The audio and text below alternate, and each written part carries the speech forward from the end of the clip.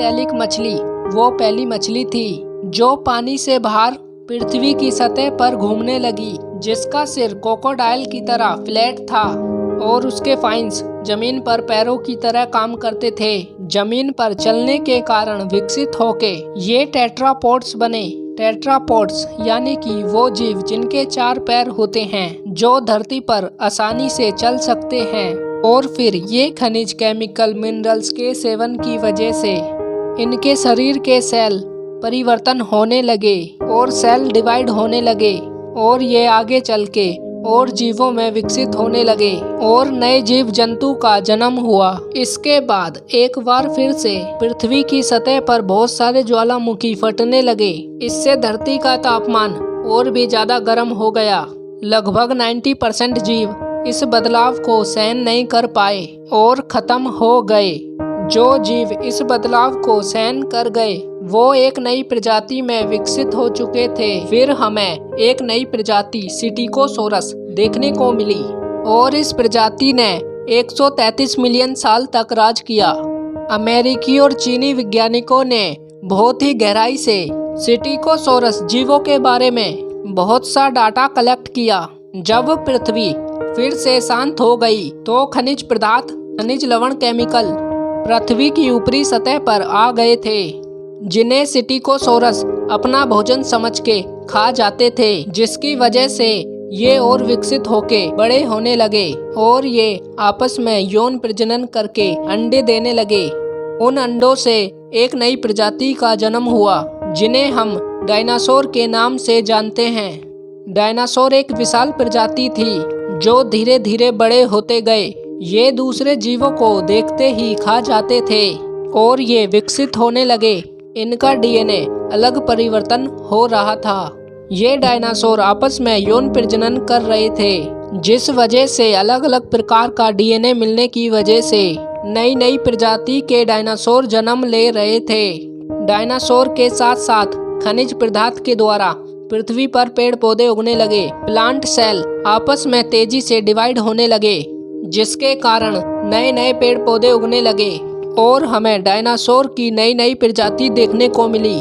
कुछ डायनासोर उड़ने वाले थे तो कुछ डायनासोर घास खाने वाले थे। घास खाने वाले डायनासोर बहुत ही शांत होते थे, जिनका साइज 10 से 20 फीट होता था।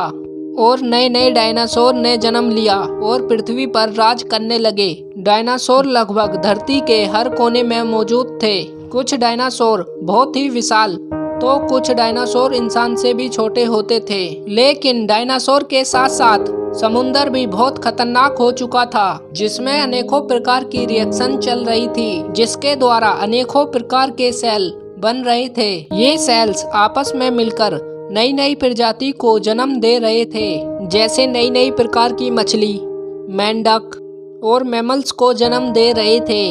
और अब पूरी पृथ्वी पर डायनासोर का राज था और ये बहुत ही प्रकार की खतरनाक लड़ाइयाँ लड़ा करते थे।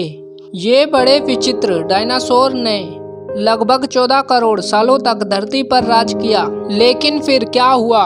वो कौन सी घटना थी जिन्होंने धरती से डायनासोर का नामो निशान मिटा दिया? जब ये डायनासोर की सभी प्रजाति बहुत आराम से धरती पर अपना जीवन बिता रहे थे, तब 10 करोड़ साल पहले ही इनकी किस्मत लिखी जा चुकी थी।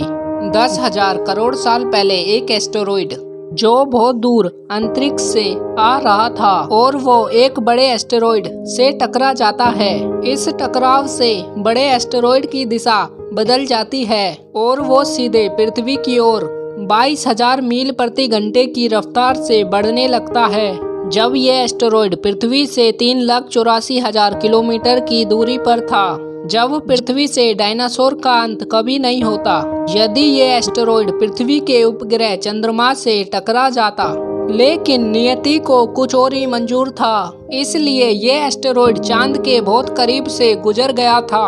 ये बहुत ज्यादा बड़ा एस्टेरॉइड प्रति सेकंड से धरती की ओर बढ़ता जा रहा था।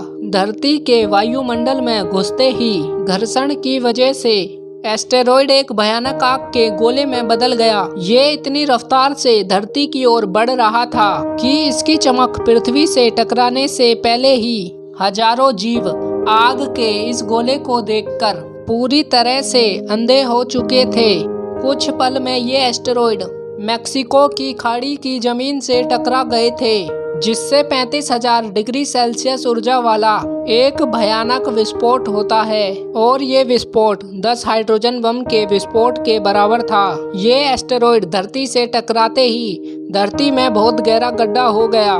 धरती का सारा मेटल और पत्थर धूल के बड़े बादल बन गए और इस विस्फोट के कारण धरती के अंदर सभी ज्वालामुखी फटने शुरू हो गए, जिसके कारण डायनासोर का विनाश शुरू हो गया था।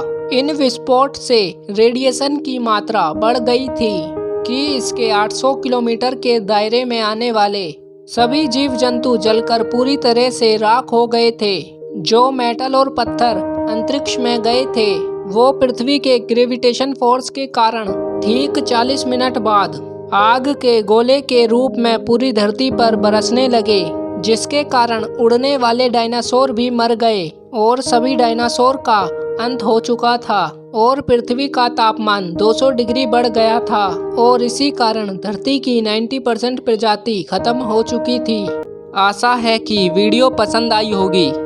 वीडियो पसंद आई हो तो वीडियो को लाइक कीजिए, क्योंकि आपका एक लाइक हमें वीडियो बनाने के लिए मोटिवेट करता है।